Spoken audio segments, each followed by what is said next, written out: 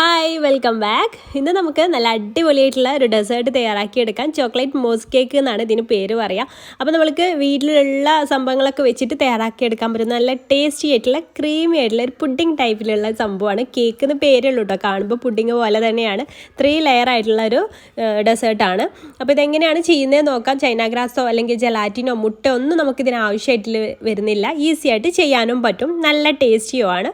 അപ്പോൾ ഇതെങ്ങനെയാണ് ചെയ്തെടുക്കുന്നത് നമുക്ക് കണ്ടു നോക്കാം.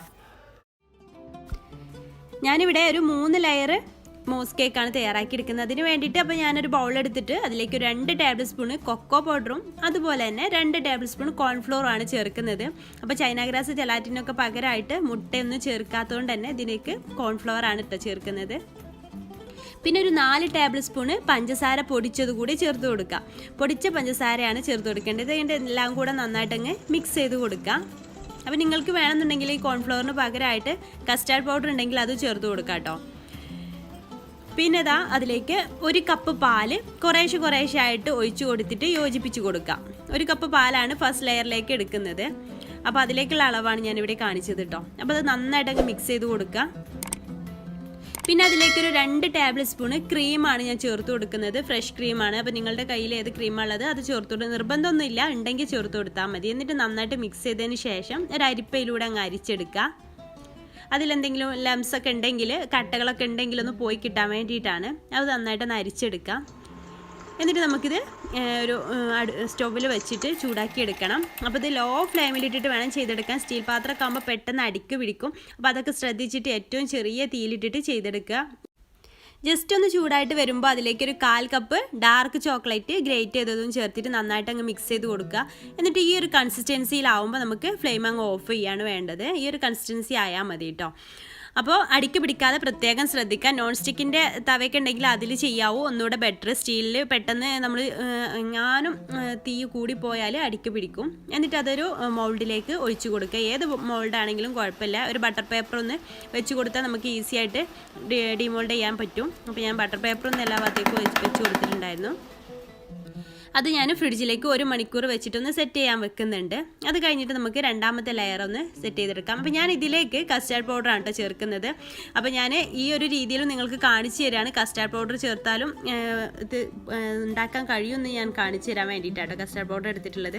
പിന്നെ അതിലേക്ക് 2 ടേബിൾ സ്പൂണ് പാൽപ്പൊടിയും 4 ടേബിൾ സ്പൂണ് പഞ്ചസാര പൊടിച്ചതും ചേർത്തിട്ട് നന്നായിട്ട് അങ്ങ് മിക്സ് ചെയ്ത് കൊടുക്കാം. ഇതിലേക്ക് നമ്മൾ നേരത്തേതിൽ നിന്ന് എക്സ്ട്രാ ആയിട്ട് 2 ടേബിൾ സ്പൂൺ പാൽപ്പൊടി ചേർത്ത് കൊടുത്തിട്ടുണ്ട് കേട്ടോ.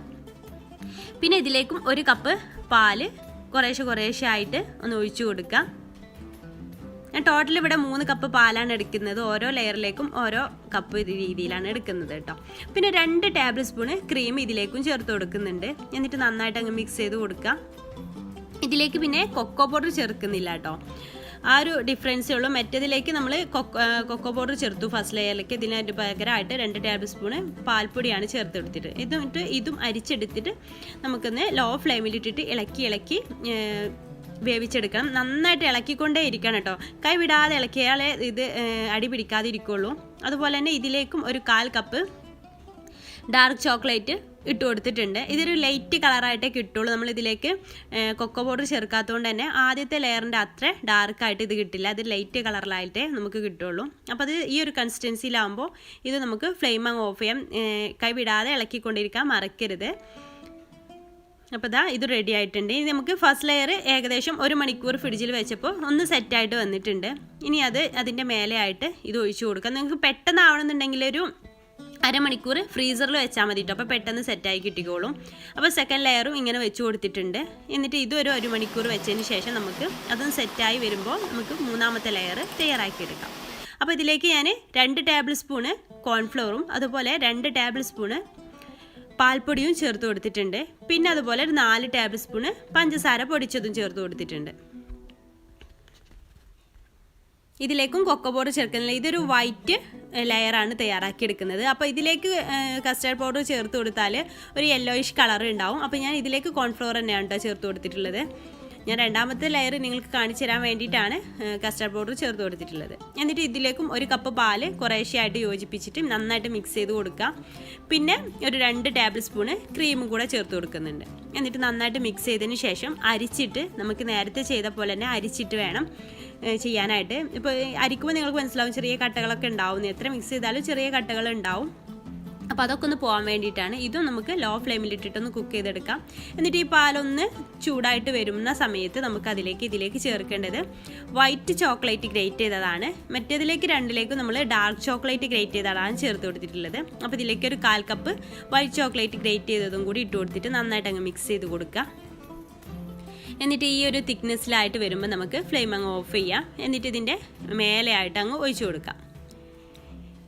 ഇത് ജസ്റ്റ് ഒന്ന് ടാപ്പ് ചെയ്യുന്നത് നല്ലതായിട്ട് എല്ലാ ഭാഗത്തേക്കും കറക്റ്റായിട്ട് എത്താൻ വേണ്ടിയിട്ട്, അല്ലെങ്കിൽ ഒന്ന് സ്പാച്ചിൽ ഉപയോഗിച്ചിട്ട് ലെവലാക്കി എടുത്താലും മതി.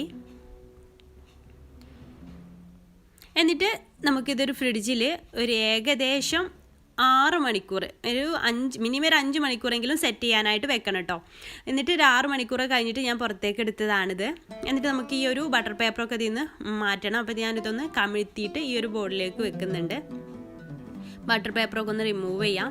മെല്ലെ അങ്ങ് റിമൂവ് ചെയ്തെടുത്താൽ മതി. നല്ല സോഫ്റ്റാണിത്, കഴിക്കാനും നല്ല ടേസ്റ്റാണ് കേട്ടോ. ഇത് കാണാനും അടിപൊളിയാണ്, ഉണ്ടാക്കാനും സിമ്പിളാണ്, കഴിക്കാനും സൂപ്പറാണ് കേട്ടോ. അപ്പോൾ ഞാനിതിൻ്റെ ബട്ടർ പേപ്പറൊക്കെ ഒന്ന് മാറ്റിയിട്ടുണ്ട്. എന്നിട്ട് അതിൻ്റെ മുകളിലായിട്ട് കുറച്ചൊരു ഡെക്കറേഷന് വേണ്ടിയിട്ട്, നിർബന്ധമുള്ള കാര്യമൊന്നുമല്ല, കുറച്ച് കൊക്കോ പൗഡർ ഒന്ന് ഫോട്ടോ ഭംഗിക്ക് വേണ്ടിയിട്ടാണ് കേട്ടോ. കൊക്കോ പൗഡർ ഒന്ന് ഇതുപോലെ അരിപ്പയിലൂടെ ഇട്ടിട്ട് ഇങ്ങനെ സ്പ്രെഡ് ചെയ്ത് കൊടുക്കുന്നുണ്ട്. അപ്പോൾ നമ്മുടെ ചോക്ലേറ്റ് മോസ് കേക്ക് ഇവിടെ റെഡി ആയിട്ടുണ്ട്. ഇനി കട്ട് ചെയ്യുന്ന രീതി ഞാൻ പറയാം. ഒരു കത്തി നന്നായിട്ട് ചൂടാക്കിയതിന് ശേഷം ഇങ്ങനെ കട്ട് ചെയ്താൽ കറക്റ്റായിട്ട് നമുക്ക് കട്ട് ചെയ്യാൻ പറ്റും. അപ്പോൾ കത്തി ചൂടാക്കാനേ മറക്കരുത്. ചൂടാക്കിയതിന് ശേഷം ഇങ്ങനെ കട്ട് ചെയ്ത് കൊടുക്കുക. അപ്പോൾ എല്ലാവരും ഒന്ന് ട്രൈ ചെയ്യണം കേട്ടോ.